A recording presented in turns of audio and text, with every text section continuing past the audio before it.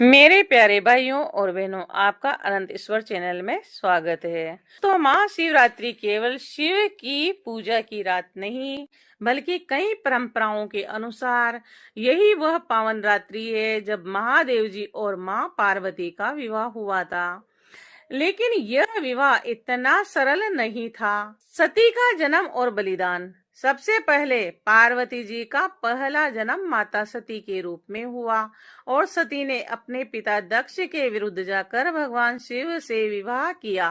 परंतु दक्ष को शिव पसंद नहीं थे और एक दिन दक्ष ने एक विशाल यज्ञ का आयोजन किया और शिव जी को आमंत्रित नहीं किया।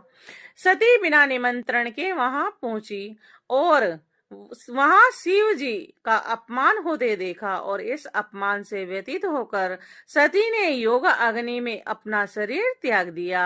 यह देखकर शिव जी का क्रोध प्रचंड हो उठा और वे विरह में गहन तपस्या में लीन हो गए। पार्वती जी का जन्म और तपस्या। सती ने पुनः जन्म लिया और इस बार हिमालय के घर पार्वती के रूप में। बचपन से ही पार्वती जानती थी उनका जीवन उद्देश्य शिव को पति रूप में प्राप्त करना है। परंतु शिव तो गहन तपस्या में लीन थे और संसार से विरक्त थे।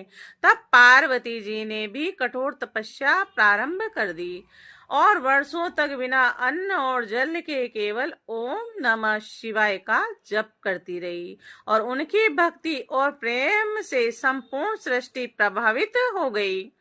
कहा जाता है कि शिव जी ने पार्वती की परीक्षा लेने के लिए एक ब्राह्मण का रूप धारण किया और उन्होंने पार्वती जी से कहा कि तुम शिव से विवाह क्यों करना चाहती हो? वे तो भिक्षुक हैं, शमशान में निवास करते हैं। पार्वती ने दृढ़ता से उत्तर दिया, वही मेरे स्वामी है और मैं उन्हीं ही अपना पति मानूंगी। और उनकी अटूट श्रद्धा देखकर शिव प्रसन्न हो गए। शिव पार्वती का दिव्य विवाह। फिर आई वह पावन रात्रि। देवता, ऋषि, गंधर्व सभी एकत्रित हुए और शिव बारात लेकर आए।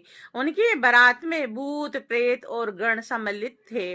पार्वती की माता मैना जी घबरा गई और तब शिव ने अपना सुंदर दिव्य रूप धारण किया और उसी शुभ मुहूर्त में शिव और पार्वती का विवाह संपन्न हुआ।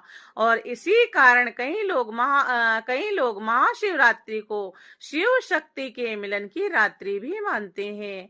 और इस कथा का अर्थ है कि शिव बिना शक्ति के शव हैं और शक्ति बिना शिव के अधूरी है। और यह विवाह हमें सिखाता है कि तपस्या से सब कुछ प्राप्त किया जा सकता है। सच्चा प्रेम सबसे बड़ा बल है और पुरुष तथा प्रकृति का संतुलन ही सृष्टि का आधार है।